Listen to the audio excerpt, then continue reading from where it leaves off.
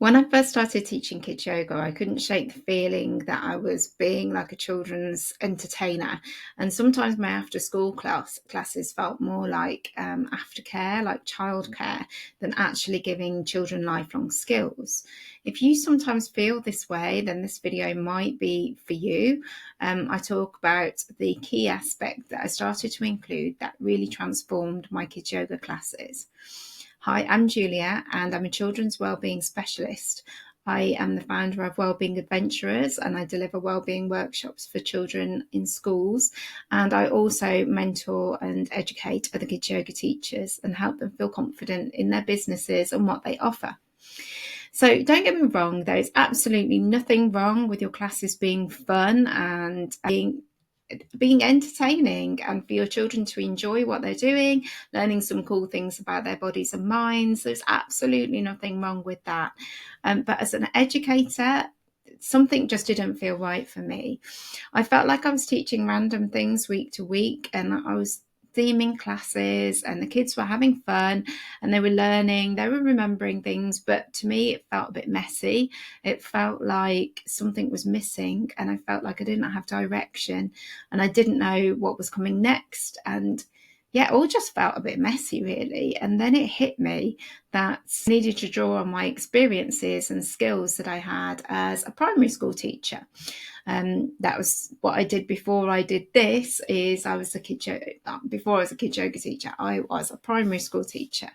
And one of the key skills that I started to incorporate in my kids' classes that made a huge difference to how they felt for me and also how the children responded to them was this idea of progression. It's a real fundamental element of Captivate with cards, training and resources. So if this video is interesting to you, you may also be interested in the training and resources provided in Captivate with cards. So what is progression? Progression is improving knowledge, skills and understanding over time. It's the concept that we build on what we already know bit by bit, block by block, and we deepen our understanding gradually. So progression for each person isn't linear. We all learn in our own unique way and we build on experiences that we have from numerous places, but we can provide learning in our classes that is far more structured and far more directive with direction that supports learning, making our teaching more progressive. So you may be wondering, why is this important in our kids yoga classes? Well, I think that progressive learning supports children in lots of ways. They're more likely to be ready to learn what we're teaching if we have an understanding of where they're at. They're more likely to remember what they've learned already and build on that. They're more motivated to learn what's next because they see there's like a route way for them. And it boosts their confidence because there's a structure that within it they feel really comfortable with. I think that progressive teaching also really helps the teachers too, kids yoga teachers. I think it helps children's yoga teachers feel more confident in what they're teaching. They have a better grasp of what it is the children can do and what they already know. And it also helps teachers feel more calmer and more organised. At least that's what I feel. And that's what other kids yoga teachers tell me who have just Captivate with cards and use those resources in their classes, which is a progressive approach. Progressive learning also helps our classes to feel safer for the children because they're building on what they know and they're doing things comfortably within their capabilities rather than just randomly throwing some shapes and learning new stuff all the time. So it does sound good, doesn't it? But how do we do this? So basically, I teach poses progressively, which means that I think about the order in which I teach the poses or the movements, and I look at which ones are simpler, and I teach those first and build on these. So if you teach adults, you probably already do this. It's probably already part of your practice. But just a really super quick example for how it might look in kids. Say, for example, you want to do this pose. You want to teach the children this pose, which is, I call it peacock, but you may have heard it called dancer or, there's a few different names that you could call that. So I personally wouldn't just go straight into that because the children may not have the skills that they need to build on. They need to develop their balance skills. So first I'd be teaching them something like tree, and I'd be getting them to balance their foot just on the floor or on the lower leg, or maybe just tapping their toe. So there would be lots and lots of variations of tree. And then I would be thinking about getting them to extend that balance and leaning forward a little bit and doing this sort of position, which I call parrot. You may call it warrior. There's lots of different names for this one too. And then you also need to think about the knee position and the fact that the knees, where is it? The knees need to be in alignment before you like a swinging back, and also that you're getting the coordination to hold on to a different part of your body while balancing. So all of these build up to this. And so just having a thought about, okay, what is it that I'm teaching? What skills do they already need? And how do I build these in?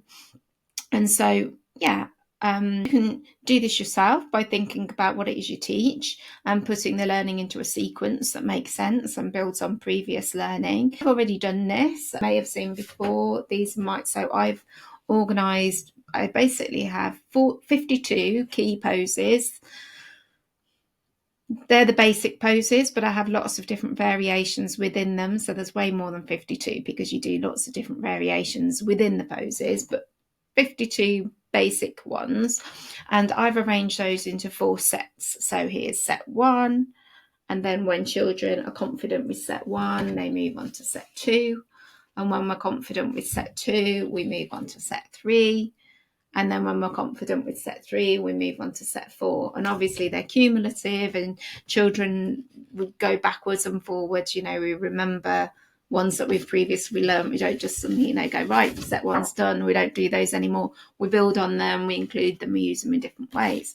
And so this is how progression looks for me within my classes. And if you've find these resources useful, if you think that they would be great to use in your classes, then you can get your hands on these by purchasing Captivate with Cards resource and training bundle, which will not only give you all the resources that you need, which is all of these kind of pose banks and lots of different pose cards, ones that are named, ones that aren't named, ones that are named, lots of different variety of the way that those are.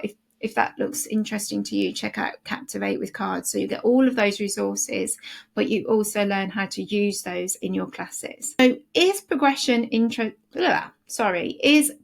important for all of your classes? So obviously most of the work that I do is teaching within the curriculum time within schools. That's my area of expertise. That's where I do the vast majority of my work.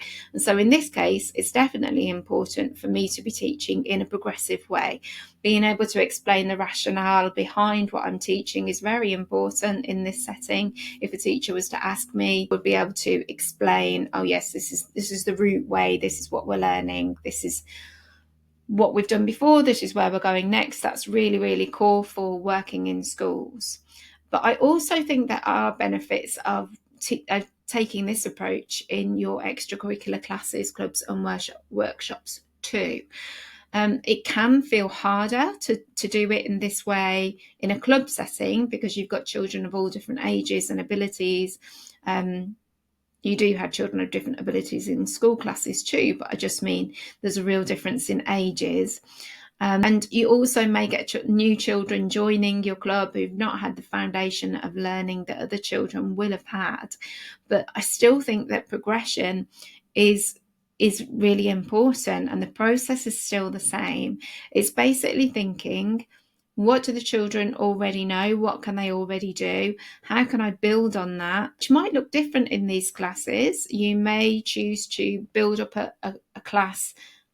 you may choose to build up a pose within a lesson or within a class, rather than over a period of time, or in addition to over a period of time.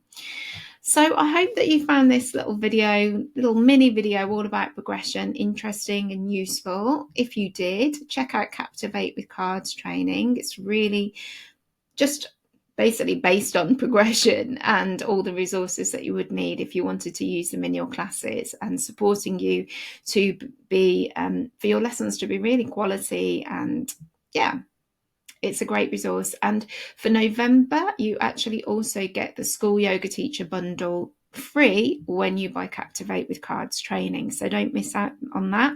If you're watching this and it's still November in 2024, then check out that special offer, because you get an additional 4 e-courses and a document bundle e-course, which you've got instant lifetime access for those. So if now's not the right time to watch them, you can access them anytime you need to. So thank you for watching. I hope you found it useful. I'd love to know your thoughts on progression. Do you use progression in your kids' classes? What does it look like for you?